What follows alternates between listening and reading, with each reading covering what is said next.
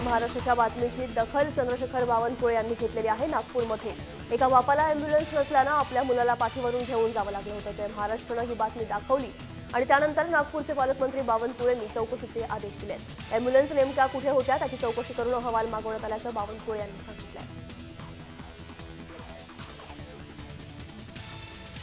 दरम्यान सरकारी रुग्णालयाच्या अनास्थेमुळे नागपूरमध्ये एका वडिलांना आपल्या किडनी आजाराने ग्रस्त असलेल्या मुलाला पाठीवर घेऊन पायपीट करावी लागली आहे। गडचिरोलीतली मेरसू बारसागडे यांच्या 8 वर्षांच्या मुलाला किडनीचा आजार असून मेरसू यांनी मेडिकल गाठलं। मात्र अधिक तपासणीसाठी नागपूर मेडिकलने त्यांना सुपर स्पेशालिटी हॉस्पिटलमध्ये जाण्यास सांगितलं। मात्र त्यात मेडिकल कॉलेजने रुग्णवाहिकाही दिली नाही, त्यामुळे मेरसू यांना आपल्या मुलाला पाठीवर घेऊन पायी प्रवास केलाय।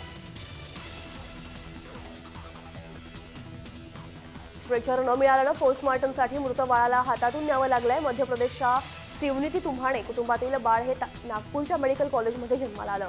जन्मानंतरच या बाळाचा मृत्यू झाला आणि त्यानंतर त्याचं पोस्टमॉर्टम करायचं होतं आणि त्यासाठी कुटुंबाने स्ट्रेचरची मागणी केली। मात्र रुग्णालय कर्मचाऱ्यांनी काहीच मदत केली नाही आणि तुमच्यासोबत मुलालाही घेऊन जा असं सांगितलं आणि असा आरोप मृत बाळाच्या कुटुंबाने केलाय।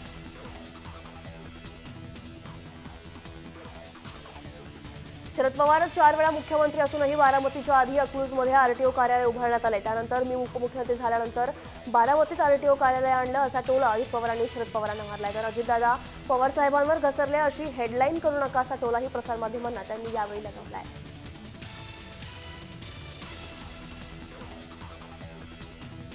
अजित पवार यांनी मुख्यमंत्री देवेंद्र फडणवीस वस्ताद असल्याचं म्हटलंय। सोलापूरमध्ये एका कार्यक्रमात ते बोलत होते। खडसेंसंदर्भात प्रश्न विचारला असता मुख्यमंत्र्यांनी खडसेंना कसं अलगदपणे बाजूला केलं आणि पक्षातील इतर वस्तादांनाही त्याचा धसका घेतल्याचं सांगत अजित पवारांनी मुख्यमंत्र्यांना वस्ताद म्हटलंय।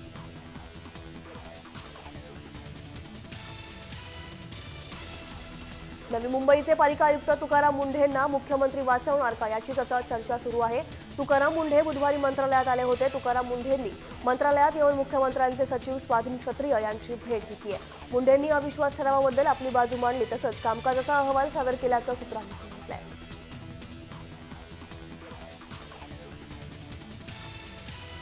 महाराष्ट्र राजपत्रित अधिकारी संघटना नवी मुंबई महापालिकेचे आयुक्त तुकाराम मुंढे यांच्या पाठीशी उभी राहिली आहे। मुंढेंविरोधातील अविश्वास ठराव विखंडित करण्यात यावा अशी मागणी या संघटनेनं मुख्यमंत्र्यांकडे केली आहे आणि त्यासाठीचं पत्र देखील त्यांनी मुख्यमंत्र्यांना पाठवलंय। पेंग्विन मृत्यू प्रकरणी मुंबईत राजकीय वॉर सुरू झालाय आणि या प्रकरणी राष्ट्रवादी काँग्रेसनं शिवसेनेला लक्ष्य केलंय। मुंबईत राष्ट्रवादी काँग्रेसनं ठिकठिकाणी पोस्टर लावून पेंग्विन मुंबईत आणण्याचा शिवसेनेच्या निर्णयाचा निषेध केलाय। मात्र रात्रीत शिवसेनेच्या कार्यकर्त्यांनी होर्डिंग्स देखील फाडलेले आहेत।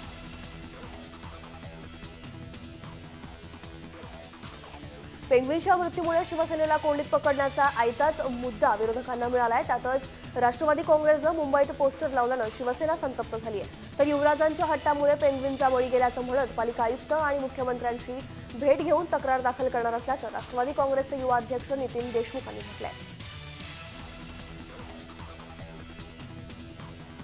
आर्याराबांच्या लेकीवर राष्ट्रवादी काँग्रेसनं नवीन जबाबदारी सोपवली आहे। स्मिता पाटील यांची राष्ट्रवादीच्या महाराष्ट्र प्रदेश युवती अध्यक्षपदी निवड झालेली आहे। राष्ट्रवादीचे प्रदेशाध्यक्ष सुनील तटकरे यांनी ही घोषणा केली आहे।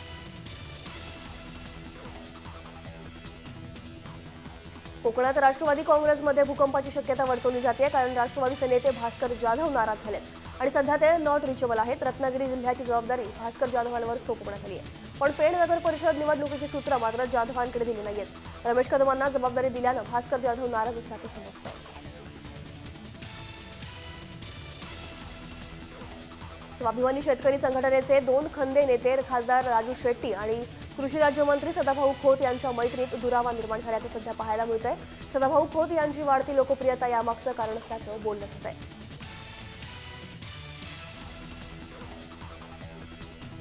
उसाला 3200 रुपये पहिली उचल देणं आर्थिक व्यवहारात बसत नसल्याचं आमदार आणि माजी कामगार मंत्री हसन मुश्रीफ यांनी म्हटलंय।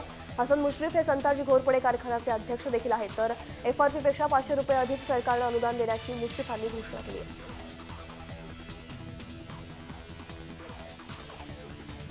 शेतमालाच्या आधारभूत किमतीसाठी शेतकरी संघटना कधीही रस्त्यावर उतरली नाही अशी टीका विरोधी पक्षनेते राधाकृष्ण विखे पाटलांनी केली। तसेच उसाला एफआरपीचे संरक्षण आहे, सत्तेत असताना आंदोलन करण्याची काय गरज असा सवाल विखे पाटलांनी केलाय।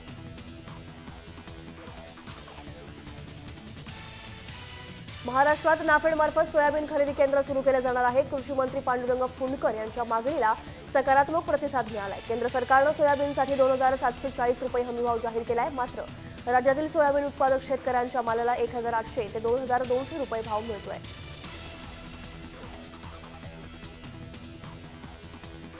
जय महाराष्ट्राच्या बातमीनंतर आरपीएस कंपनीची नागपुरातील 2 कंत्राट रद्द होणार आहेत। मुंबईचे रस्ते खड्ड्यात घालणाऱ्या कंत्राटदारांना मुंबई महापालिकेनं काळ्या यादीत टाकले आणि यात आरपीएस कंपनीचा देखील समावेश होता। मात्र यात ब्लॅकलिस्टेड कंपनीसाठी नागपुरात मात्र पायघड्या घालण्यात आल्या। नागपूर महापालिकेनं या कंपनीला 4 कंत्राटं दिली। जय महाराष्ट्रानं ही बातमी दाखवली आणि त्यानंतर महापालिकेनं आरपीएसची 2 कंत्राटं रद्द केली आहेत।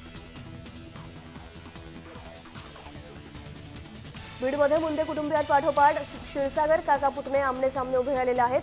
येथील माजी मंत्री जयदत्त क्षीरसागर यांच्या परिवारामध्ये नगरपालिका निवडणुकांच्या तोंडावर फूट पडली आहे। जयदत्त क्षीरसागर, भारतभूषण क्षीरसागर आणि रवींद्र क्षीरसागर हे तिघे बंधू आता फुटीच्या उंबरठ्यावर उभे आहेत।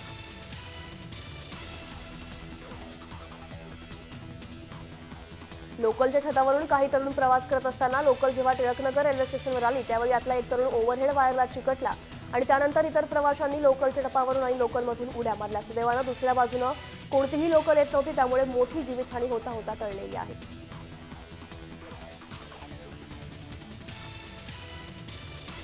नकली बंदुकीचा धाक दाखवून सराफाला लुटण्याचा प्रयत्न करणाऱ्या 38 वर्षांच्या महिलेला पकडून पिंपरी चिंचवड पोलिसांच्या ताब्यात दिलेला आहे। सोनाली श्रीवास्तव असं या महिलेचं नाव आहे आणि हा प्रकार सीसीटीव्हीत कैद झालाय।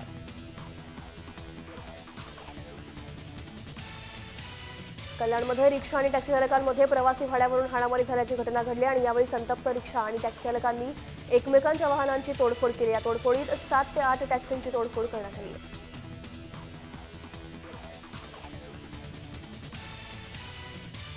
मुंबई विमानतळ एअर इंटेलिजन्स युनिटनं मागच्या 2 दिवसात लाखो रुपयांचं सोनं आणि परदेशातून आणलेले आयफोन्स जप्त केलेत आणि या प्रकरणी 7 जणांविरुद्ध गुन्हा देखील दाखल केलेला आहे। परदेशातून आलेल्या 5 प्रवाशांकडून 2 दिवसात तब्बल 74 लाख रुपयांचं सोनं जप्त केलंय, तर यातल्या एका प्रवाशानं विमानाच्या सीटखाली सोनं लपवून ठेवलं होतं।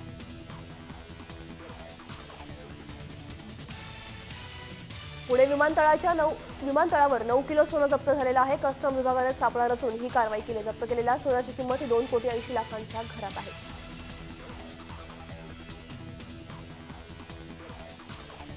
आंध्र प्रदेशातील रोड ट्रान्सपोर्ट अथॉरिटीच्या कर्मचाऱ्याकडे संपत्तीचं घबाड सापडलंय। 14 घरं, 60 किलो चांदी, 1 किलो सोनं, चांदीची भांडी आणि 20 लाखांची रोकड जप्त केलेली आहे। पूर्णचंद्र राव असं या झोनल अधिकाऱ्याचं नाव आहे।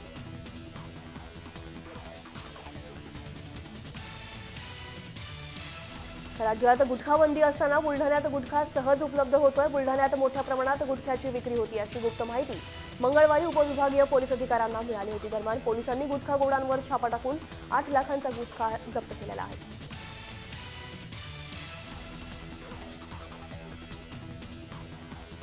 सलमान खानच्या बॉडीगार्डवर गुन्हा दाखल केलेला आहे। बॉडीगार्ड शेराविरोधात गुन्हा दाखल केलाय।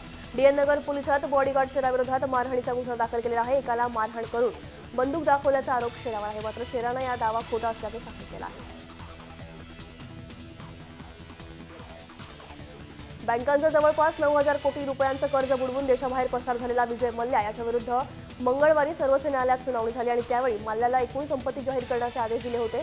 विजय मल्ल्यानं न्यायालयात जाहीर केलेल्या विवरणात मार्च 2016 पर्यंत त्याच्याजवळ रोख रक्कम फक्त 16,440 रुपये असल्याचं सांगितलं आहे।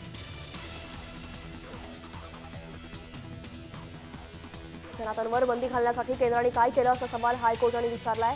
2011 मध्ये राज्य सरकारनं केंद्राला सनातनवर बंदी घालण्याची मागणी केली होती। मात्र केंद्रानं राज्य सरकारकडे सनातनबाबत आणखी पुराव्याची मागणी केली आणि मात्र राज्य सरकारनं एकही नवीन पुरावा केंद्राला दिला नाही अशी भूमिका केंद्रानं हायकोर्टामध्ये मांडली।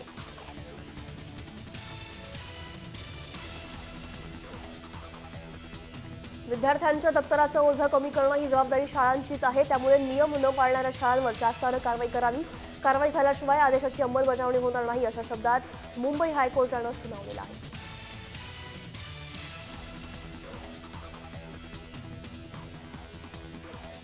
धर्माच्या नावानं मतं मागणाऱ्या राजकीय पक्षांचा सुप्रीम कोर्टानं कान उपटलेला आहे। धर्माच्या नावानं मतं मागणं अयोग्य असल्याचं सुप्रीम कोर्टानं म्हटलंय। तसंच धर्माच्या नावावर जोगवा मागू नका असे निर्देश राजकीय पक्षांना दिलेले आहेत।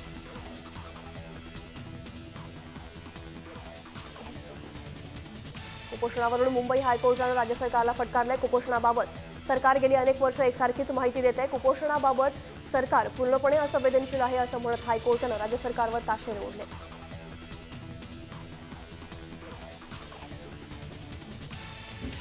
बृहन्मुंबई निमस्तर मराठी शिक्षक संघटना अभ्यास मंडळाकडून प्रकाशित करण्यात आलेल्या इयत्ता 6वीच्या मराठी भाषा पुस्तकात डॉक्टर बाबासाहेब आंबेडकरांची चुकीची जन्मतारीख छापली आणि त्याची जन्मतारीख ही 14 एप्रिलऐवजी 4 एप्रिल प्रकाशित करण्यात आली आहे। बृहन्मुंबई निमस्तर मराठी शिक्षक संघटनांच्या अध्यक्ष डॉक्टर सुमन कुबडे यांच्यावर घाटकोपरमधील पतंगनगर पोलीस स्थानकात तक्रार दाखल केली आहे।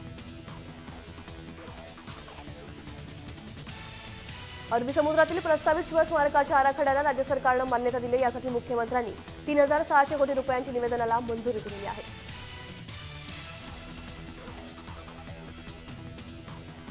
मान्सूनचा परतीचा प्रवास लांबलेला आहे। देशातून साधारणपणे ऑक्टोबरच्या दुसऱ्या आठवड्यापर्यंत पूर्णपणे परतणाऱ्या मान्सूननं यंदा अधिक काळ मुक्काम ठोकला आहे। यावर्षी मान्सूनचा देशातील मुक्काम नोव्हेंबरच्या पहिल्या आठवड्यापर्यंत राहील अशी शक्यता हवामानशास्त्र विभागानं वर्तवली आहे। ठाणे पालिकेतील अन्य विभागांमध्ये कंत्राटी पद्धतीनं काम करणाऱ्या कामगारांना दिवाळीची लॉटरी लागली आहे। आजपर्यंत या कामगारांच्या हाती 8 ते 8.5 हजार रुपये इतकं वेतन यायचं। मात्र यावर्षी कर्मचाऱ्यांना सरकारच्या नव्या धोरणानुसार वेतन देण्याचा महत्त्वपूर्ण निर्णय मंगळवारी ठाणे पालिकेनं घेतलेला आहे।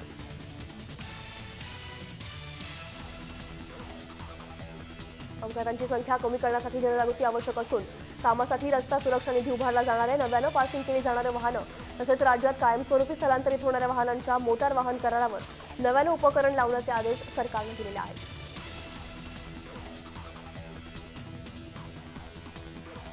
सिकंदराबादवरून निजामुद्दीन तसेच पाटण्यासाठी विशेष रेल्वेगाड्या सोडण्यात येणार आहेत आणि या सर्व रेल्वेगाड्या नागपूर मार्गे जाणार आहेत। तसंच प्रवाशांनी या विशेष रेल्वेगाड्यांचा लाभ घ्यावा असं आवाहन मध्य रेल्वेच्या नागपूर मंडळातर्फे केलेलं आहे। राज्यातील सर्व प्राणी संग्रहालयांना सतर्कतेचा इशारा दिलेला आहे। राष्ट्रीय प्राणी संग्रहालय प्राधिकरणाने याबद्दल सर्व संग्रहालयांना पक्ष्यांवर करडी नजर ठेवण्याच्या सूचना दिलेल्या आहेत।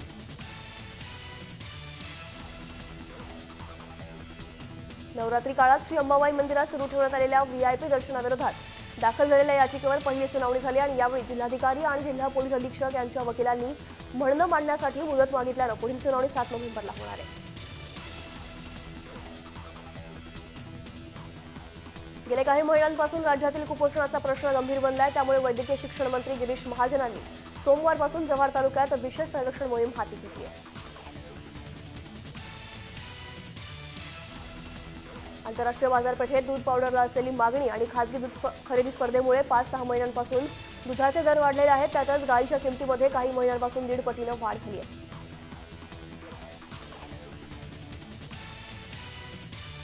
मुंबईत दिवाळी सणाच्या पार्श्वभूमीवर अन्न औषध प्रशासनानं धडक मोहीम राबवत शहरातील 29 मिठाई दुकानांवर छापा टाकलाय। त्यामध्ये 12,08,000 रुपये किमतीची भेसळयुक्त मिठाई जप्त केली आहे।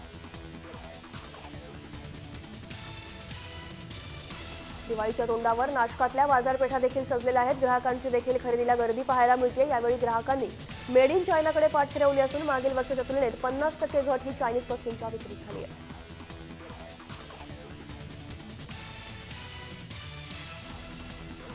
दहशतवादाला प्रोत्साहन दिल्याबद्दल पाकिस्तान माफी मागेल आणि सर्व दहशतवाद्यांचे तळ उद्ध्वस्त करेल असा आशावाद केंद्रीय मंत्री व्यंकय्या नायडू यांनी व्यक्त केला आहे। दहशतवादाला कोणताही धर्म नसतो, सर्व जगाने एकत्र येऊन दहशतवादाविरुद्ध लढावं, तो मानवतेचा शत्रू आहे असं त्यांनी म्हटलेलं आहे।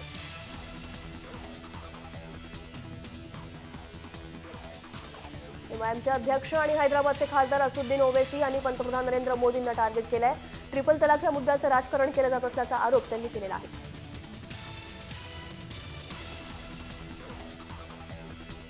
दिल्लीचे मुख्यमंत्री अरविंद केजरीवालांनी लवकरच सर्व भाजपवाल्यांना क्लीन चिट मिळेल असं म्हणत नाराजी व्यक्त केली आहे। बेळ्ळारी अवैध खाण गैरव्यवहार प्रकरणी कर्नाटकचे माजी मुख्यमंत्री BS येडियुरप्पा आणि अन्य काही जणांना बुधवारी केंद्रीय गुन्हे अन्वेषण विभागाच्या विशेष न्यायालयानं मुक्तता केली आहे।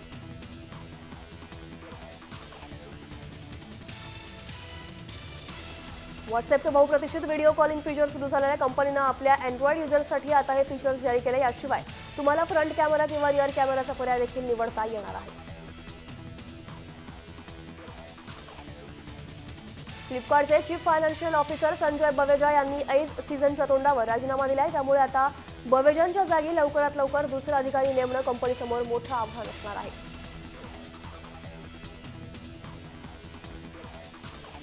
ॲपलचे जगप्रसिद्ध उत्पादन असलेल्या आयफोनच्या विक्रीमध्ये सलग तिसऱ्यांदा घट झाली आहे। आयफोनच्या विक्रीमध्ये 19% कपात झाली आहे। त्यामुळे कंपनीला $9 बिलियन नुकसान झालेलं आहे। आयफोनला सर्वात जास्त नुकसान चीनच्या बाजारपेठेत झालेलं आहे।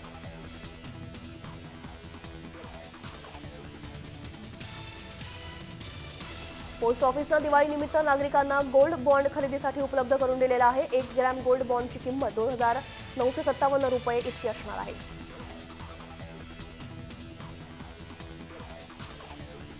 टॅक्सीची सेवा पुरवणाऱ्या उबेर कंपनीच्या एका उपकंपनीनं चालकविरहित ट्रकची निर्मिती केलेली आहे. ट्रकची केवळ निर्मिती करण्यात आली नसून या स्वयंचलित ट्रकनं काम करण्यास देखील सुरुवात केली आहे.